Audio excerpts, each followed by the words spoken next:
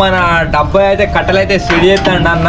ఇగో నేను మధ్యలో ఇవి డెక్స్ క్యాచర్లు వేపిస్తానమ్మో, అంటే ఇవి కూడా వాచర్లే. సార్ అన్న మాటలు తెలుసుకున్నా అయితే ఏంటి అనేది చెప్పన్నా. నా పేరు షఫీ అన్న పేరు చెప్పన్నా. ఇది వేయకపోతే ఏమవుతుంది అంటే ఇది లూజ్ అయ్యే అవకాశం ఉండి ముందుకెళ్ళి డెక్స్ టైర్ కొడుతుంది. ఇది వేస్తే ఏమవుతుంది, ఎంత టైట్ చేస్తే అంత బలంగా ఉంటుంది.